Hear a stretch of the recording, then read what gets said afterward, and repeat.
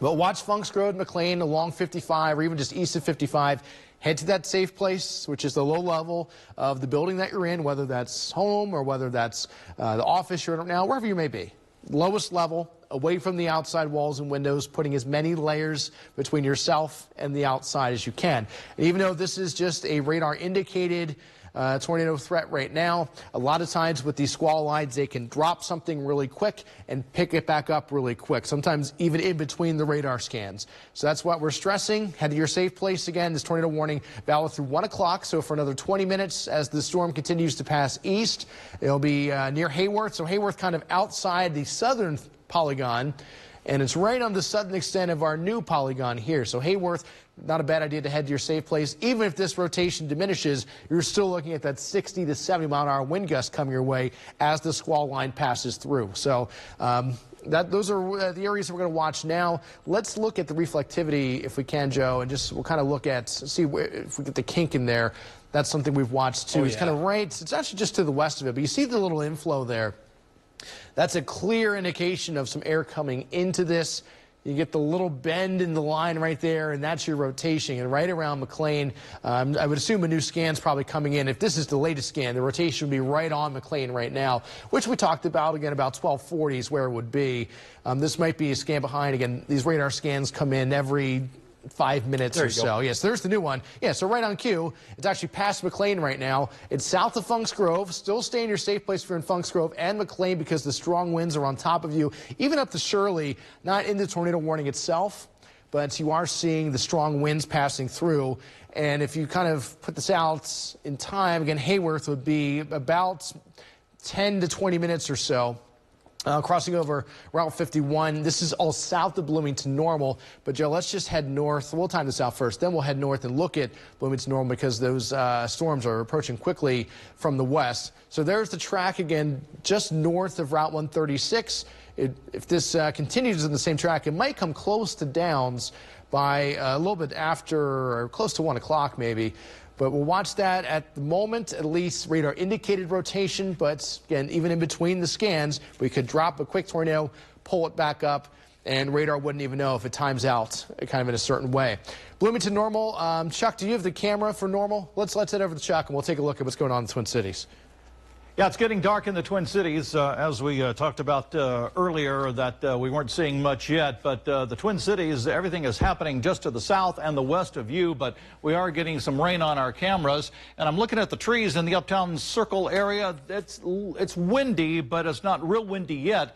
But the main squall has yet to get to you, Twin Cities, so keep that in mind. Most of the action is to your south, as we've been talking about that severe tornado warning in effect until 1 o'clock for southern McLean County, and that includes Downs and just near Shirley, and then as you go toward the Hayworth area as well. And we'll watch and see what that's a little sliver. The good news, except for the Downs area, because Downs is a up and growing area. It's just hitting a lot of rural areas and cornfields right now, but that tornado warning for extreme southern McLean County, south of Bloomington Normal, will continue till 1 o'clock. But there's the leading edge coming into Bloomington Normal, and you've got it coming in your way. You've got the heavy rain to follow that. On the top spin of this, north of Chillicothe into Marshall County, there is that severe thunderstorm warned a storm there heading into Livingston County. So this is the area we're looking at for some very strong winds on the leading edge of that. And then we've got the tornadic activity in southern McLean down into DeWitt County, which is outside our viewing area. But if you know anybody in Clinton, they're under that tornado warning, so you need to seek a shelter in those areas. But especially the southwest corner of McLean County, around even around Atlanta, on toward Downs, anywhere in that area, make sure you're in your safe place because there's rotation in that particular storm. And we're continuing to see the lightning, and it's vivid all the way around, especially in the leading edge of this thing. And we're still seeing a lot of lightning east of the Illinois River headed toward Bloomington Normal, so it's going to be loud. and it's going to be lightning out there. So I know a couple of grand doggies in the Normal aren't liking this right now, but we're seeing the lightning and the thunder there. Behind it, we're seeing the lighter rainfall amounts and the older lightning strikes. So that's good. And we're seeing not a big hail situation. This has the potential, or started out as the potential for a big hail situation, but we've been concentrating on the 70-mile-an-hour wind gust and the possibility of some weak spin-ups, which is what we've been seeing. And the hail core we've been seeing is about an inch, so that's about quarter-sized hail from Fulton County into southern Peoria County, central Tazewell. And the hail track will be into McLean County pretty soon. So hail has not been that big of a concern, but we've been looking at those big winds as well. As far as the storm reports are concerned, they continue to mount up, and we've had a few come in around Metro Peoria. Tremont had a 55-mile-an-hour wind gust a little after noon, 60-mile-an-hour wind gust in Morton, 60-mile-an-hour wind gust in Groveland. So we've kept these winds to about 60 or so, but they have the potential of going 70 at times, especially the farther east you go. And now we're talking western portions of McLean County. So I want to back up one more time here, and we'll go to the Bloomington cam.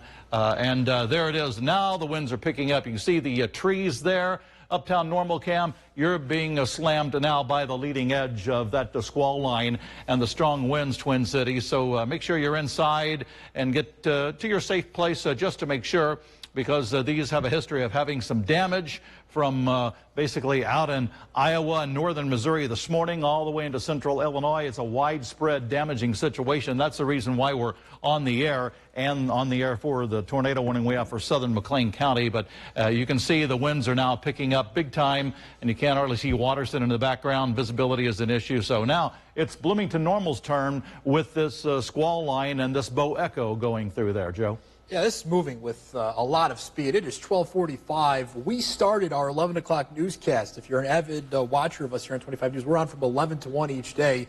We started our newscast before these storms had even entered the viewing area. Knox and Fulton County, it was about 11:15 or so when those storms moved in, and now it's 12:45. We would still be on air for 25 News at noon, and these storms now approaching I-55. So these are moving with some speed. We do have reports of damage across the Peoria area, a couple trees down in and around the Peoria Metro, and also a report of some damage to an apartment complex, possibly caused by what may be a tornado or some significant winds. The Weather Service is going to be looking into that.